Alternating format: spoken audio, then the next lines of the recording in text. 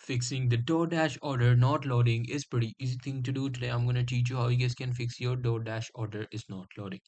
Well, there could be several reasons. I'm just going to tell you some of the things which you need to keep in mind and check those things, and your error will be gone after that.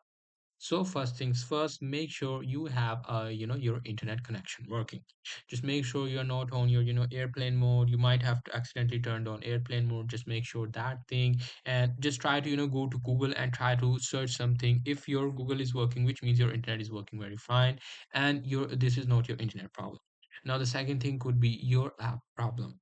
So what you have to do is you simply have to quickly reinstall the application. Just uninstall the application and download it again, and there you go, your order should be there.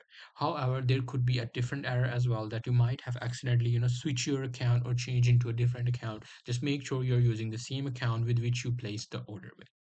Now, after confirming these things, if the error does not come or does not resolve, you should just come to DoorDash.com and log in with your account here, and you will be able to see your order, and your error should be gone.